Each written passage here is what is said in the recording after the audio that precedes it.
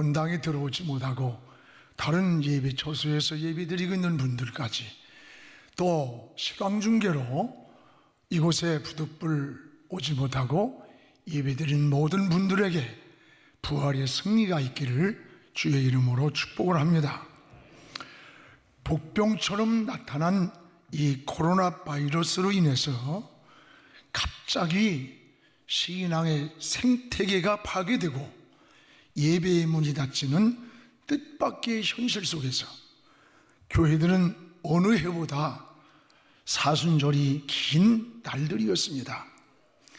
저는 기도와 예배를 생명이라고 생각하며 목숨 건 마음으로 지켜오면서 예배 때마다 매주 마음의 부담이 어마어마했습니다.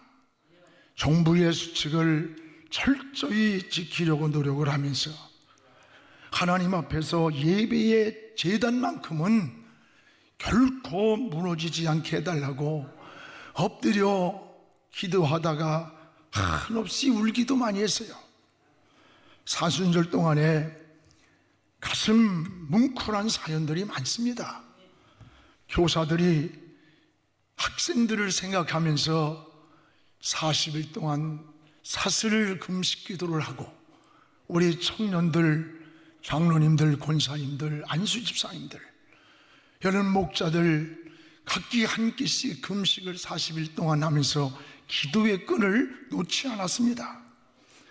오늘 사순절을 보내고 이제 부활의 아침을 맞이하면서 이 땅의 코로나의 어둠이 물러가고 하나님이 이 땅을 고쳐주시며 다시 희망차게 일어나는 부활의 시작이 되기를 주님의 이름으로 축복을 합니다. 십자가와 부활은 기독교의 신앙 핵심이고 생명이고 본질입니다. 이날은 믿는 자에게 있어서 최대의 은총의 날이요 또한 승리의 날이 부활절입니다. 만약에 기독교에 십자가의 죽으심과 다시 사는 부활이 없다면 우리의 믿음도 헛것이 되는 것입니다. 그래서 고린도전서 15장 14절에 그리스도께서 만일 다시 살아나지 못하셨으면 우리가 전파하는 것도 헛것이요 또 너희의 믿음도 헛것이며 또 우리의 신앙도 헛것이라고 했습니다. 그러므로 주님은 십자가에서 우리를 대신하여 죽으셨습니다. 그리고 생명의 부활로 살아났습니다. 우리도 이 부활의 신앙으로 다시 일어나야 합니다. 여러분, 이슬람 교도들은 이 메카성에 있는 마호멧의 무덤을 그들은 순례를 합니다. 그리고 그 무덤을 성지라고 자랑을 합니다. 그러나 기독교는 빈 무덤을 자랑합니다. 주님께는 비석도 없습니다. 천사가 말한 대로 그는 다시 살아나셨기 때문에 무덤도 없고 비석도 없는 겁니다. 부활은 뭐냐? 생명을 말하는 생명. 부활신앙으로 여러분 다시 일어나시기를 바랍니다. 여러분 신앙도 일어나고 가정도 일어나고 우리 민족도 다시 일어나야 됩니다. 이 아침 부활절 예배를 드리는 모든 성도들 위해 사망의 권세를 이기시고 부활하신 이 부활의 승리가 여러분과 함께하기를 축복합니다. 부활하신 주님을 만난 사람마다 넘어진 자가 다시 일어났고 또 실패하고 낙심한 제자들이 일어났습니다. 부활의 주님을 만날 때 다시 용기를 얻었고 절망에서 힘을 얻었고 확신을 얻었고 기쁨을 회복했습니다. 성경에는 부활의 목격자들이 많이 나옵니다. 빈 무덤 앞에 울고 있던 마리아에게 부활의 주님이 나타나서 그의 눈물을 씻어줍니다. 요한복음 20장 15절에 보면 여자여 어찌하여 우느냐? 누구를 찾느냐? 지금 내가 찾고 있는 그 예수는 다시 살아나서 지금 내 앞에 있지 않느냐고 하면서 위로를 해주셨습니다. 근심과 두려움 그리고 불안에 빠졌던 이 여인들의 모습이 이 코로나의 간염으로 두려워하고 있는 두려움, 생계의 근심, 신앙의 위기를 겪고 있는 우리의 처지와 같습니다. 부활의 주님은 이런 현장에 찾아오셔서 나타나신 겁니다. 또한 주님이 힘없이 십자가에 달리시는 것을 보고 베드로는 실망했습니다. 다시 옛날에 고기 잡던 어부의 생활로 돌아갔어요. 그때 그 디베라 바다에서 부활의 주님이 나타났습니다. 11 제자에게 많은 사람들이 부활의 주님을 목격을 했습니다. 그리고 그 부활의 주님을 만난 사람마다 놀라운 변화가 일어났습니다. 여러분도 부활의 주님과 만나서 우리가 넘어지고 상처나고 절망하고 좌절하던 삶이 다시 회복되는 이런 부활의 신앙 되기를 주의 이름으로 축복을 합니다. 오늘 말씀은 부활의 주님을 만난 제자들 중에 도마에 대한 사건입니다. 도마는 부활의 주님을 믿지 못했습니다. 의심을 했습니다. 신앙을 가지고 있지만 불신앙의 모델입니다.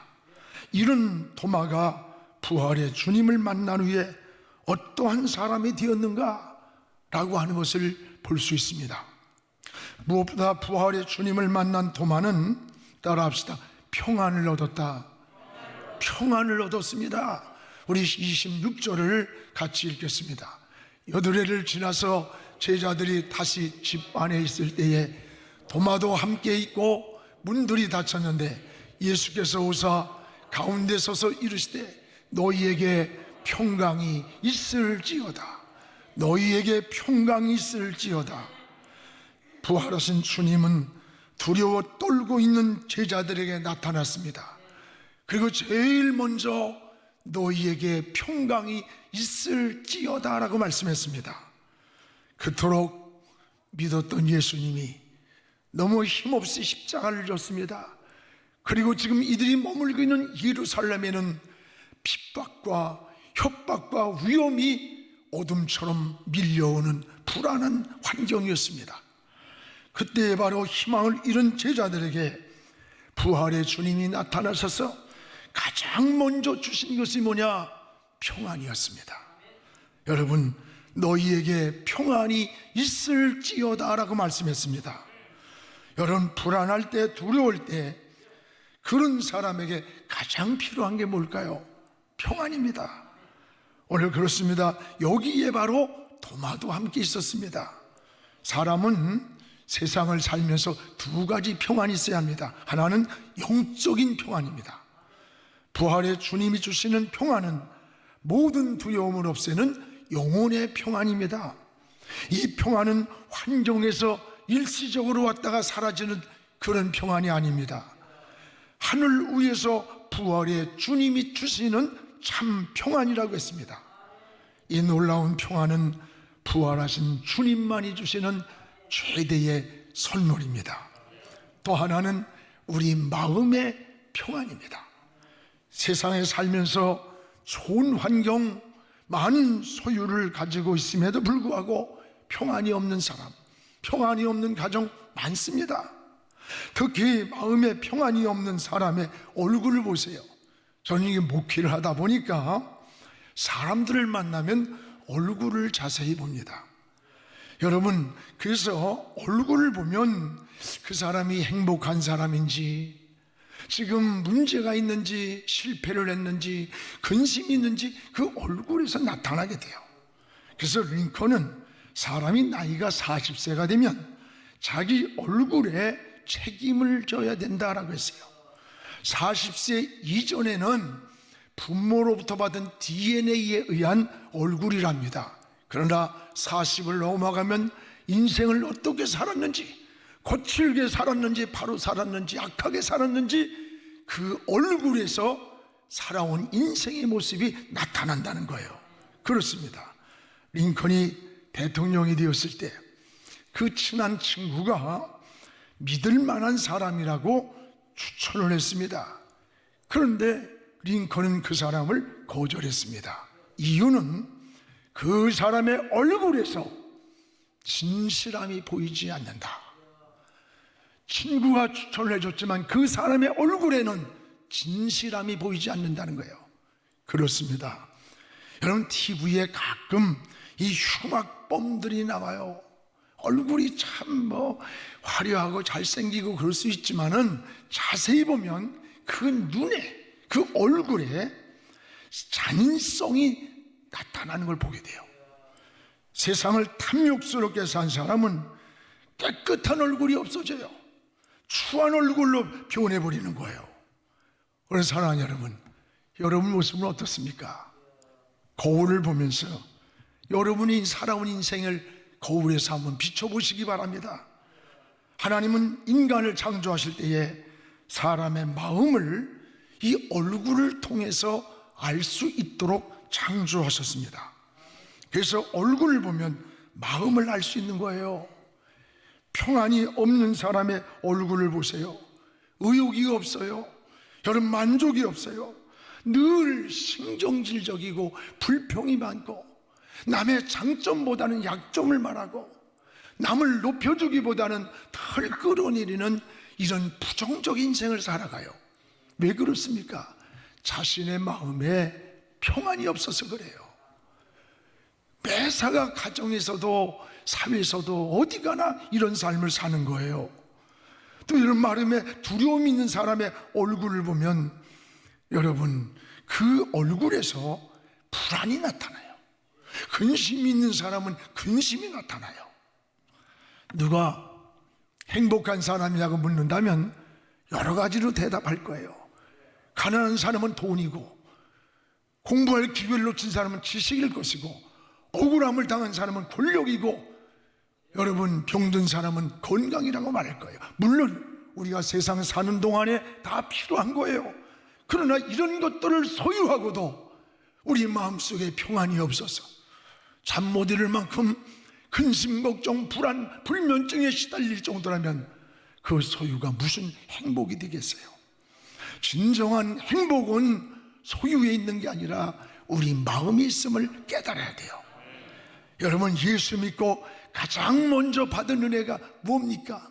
저는 평안이라고 늘 얘기를 해요. 왜? 주님의 본체가 평안이기 때문입니다.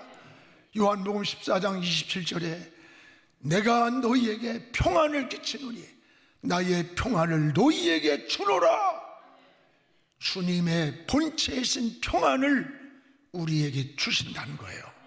그래서 여러분, 예수 믿고 살면 제일 먼저 얻는 은혜가 평안이에요. 평안. 오늘 불안과 두려움과 공포 속에 있는 이 제자들에게 나타나신 주님은 첫 번째 말씀이 뭐냐? 부활하신 주님은 너희에게 평안이 있을지어다. 그렇습니다. 오늘 어쩌면 이 역사의 현실이 우리에게 두려움과 불안과 공포에 절망과 좌절에 늪에 빠져 있는지도 몰라요. 이 시대를 향해 부활절을 통해서 우리 민족을 향해, 우리를 향해 평안이 있을지어다 말씀해 주시기를 주의 이름으로 축원합니다. 부활의 주님이 주시는 평안은 우리의 영혼, 육체, 마음속에 임하는 전인적인 평안입니다. 여러분 잘 아는 이 파니 크로스비가 있습니다. 그는 태어난 지 6주 만에 불행하게 소경이 되었어요. 평생을 세상을 보지 못하고 살았어요. 그러나 그는 주님을 영접하고 주님을 모시고 살았어요. 늘 마음에 평안이 넘치는 거예요. 그래서 그는 이런 찬송시를 지었습니다. 여러분, 나와 세상은 간 곳 없고 구속한 우리 주님만 보입니다. 이것이 나의 찬송이요, 이것이 나의 간증이라는 거예요. 세상을 한 번 보지 못했지만 그 마음속에 주님이 주는 평안이 자리 잡을 때, 그 삶의 평안이 이루어질 때에 나와 세상은 간 곳이 없어지고 여러분, 구속해 주신 주님만 보입니다.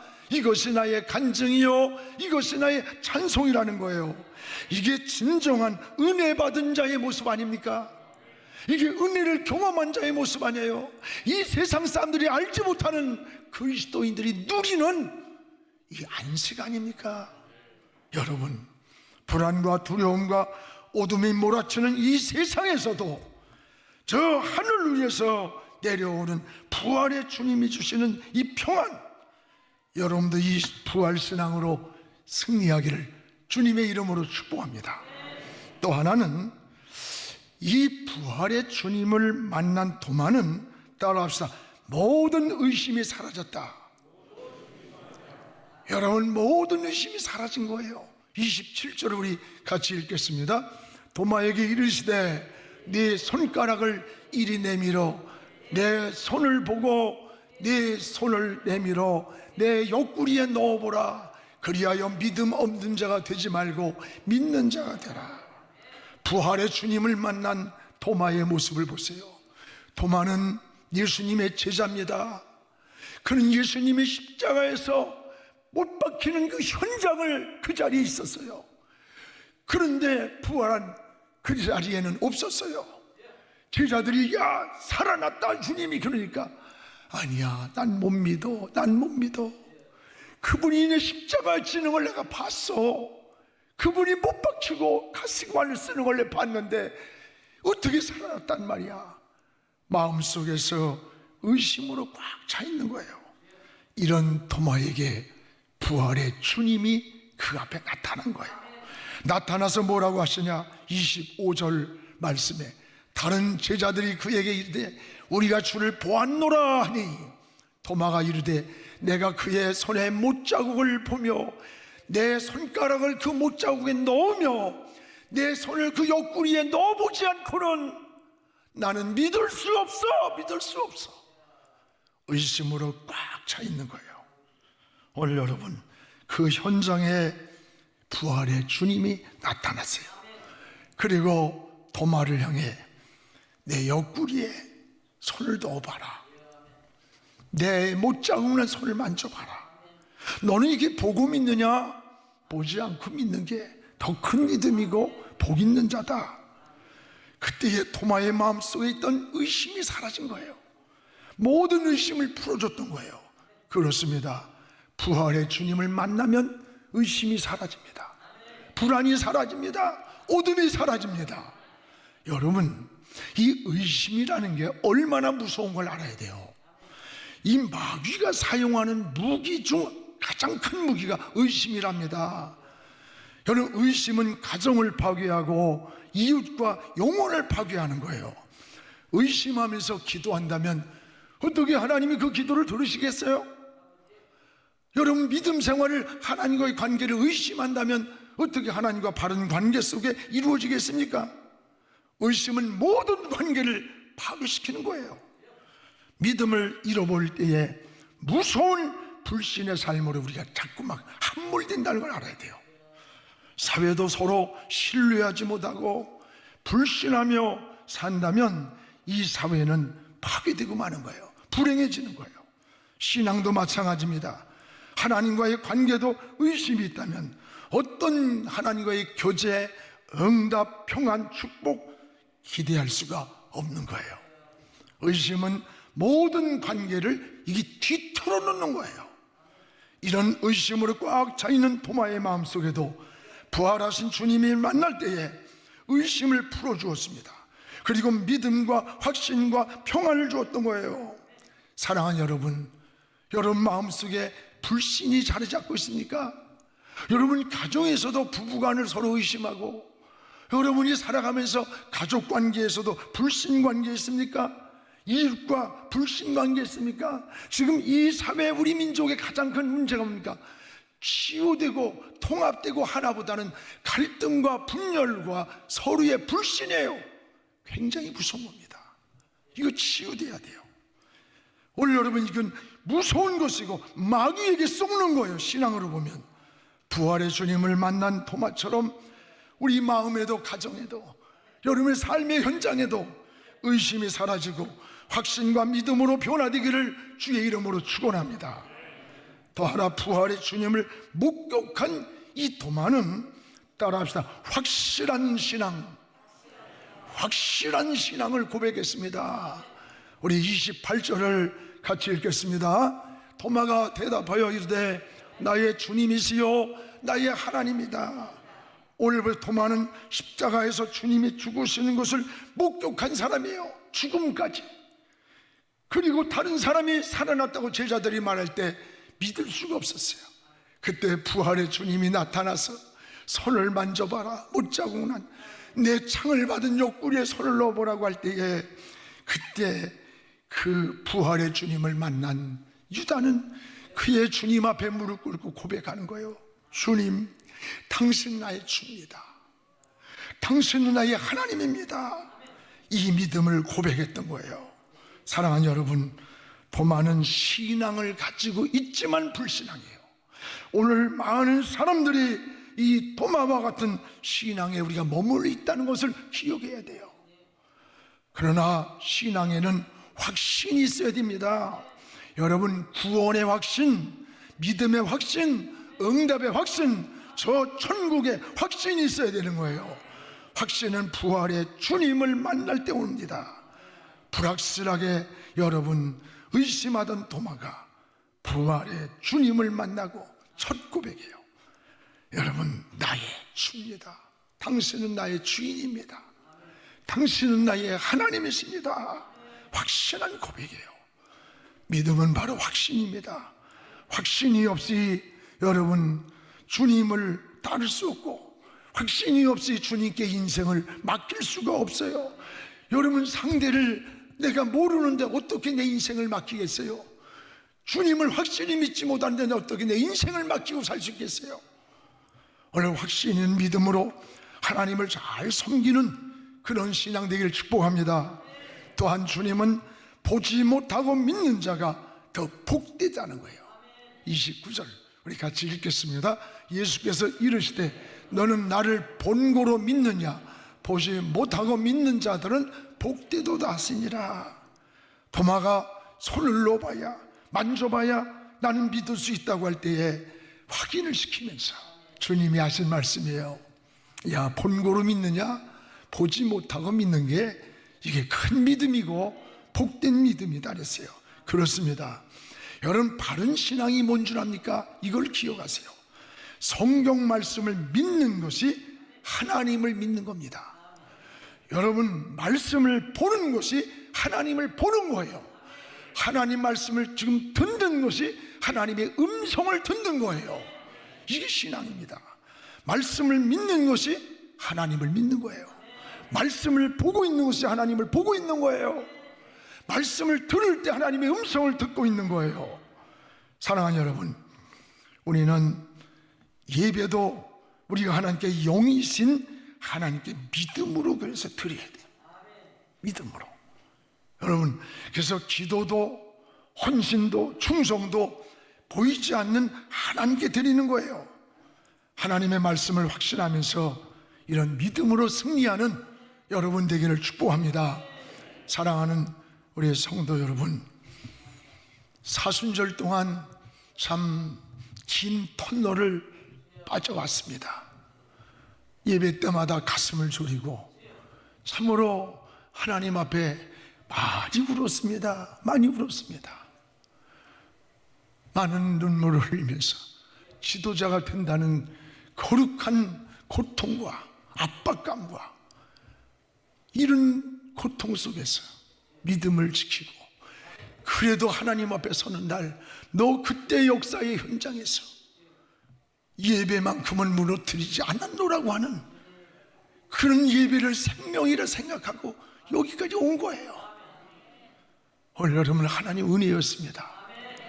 그리고 우리 성도들이 다 질서 있게 잘 따라주고, 또 모두에게 감사하고, 또 정부에서도 문제 생길까봐 잘 해주시고, 여기 감시원들도 나오셨는데, 그래요, 감사해요. 공무원들이 쉬어야 되는데 우리 때문에 못 쉰다는 건 우리가 미안함을 알아야 돼. 여러분, 좀 법의 질서를 잘 지키는 것도 해요. 그러나 예배만큼은 신앙의 본질이고 예배는 생명이기 때문에 이걸 놓을 수가 없었던 거예요. 원래 이것이 우리의 신앙이었습니다. 여러분, 부활은 역사적 사건입니다. 부활의 주님은 삶에 지친 인생들에게 다시 일어날 기회를 허락하시며 더 좋은 목적을 위해 살도록 희망을 주시는 거예요. 오늘 코로나로 인해서 국민들이 지쳐 있어요. 너무 힘들어 있어요. 오늘 여러분, 우리에게 불안해 있어요. 두려워하고 있어요. 미래가 불확실해요. 오늘 이 자리에도 삶을 포기할 이만큼 지치고 시리에 낙심을 안고 온 그런 성도도 여기 있을 수 있습니다. 힘을 내십시오. 여러분 일어나십시오. 부활의 주님이 보이지 않으나 여러분 곁에 있음을 고백하시기를 바랍니다. 오늘 토마처럼 환경을 회복하고 평안을 회복하고 의심이 사라지고 믿음의 확신을 회복하는 이런 부활의 아침이 우리 심령에, 우리 교회에, 우리 민족 위에 있어지기를 주의 이름으로 축원합니다.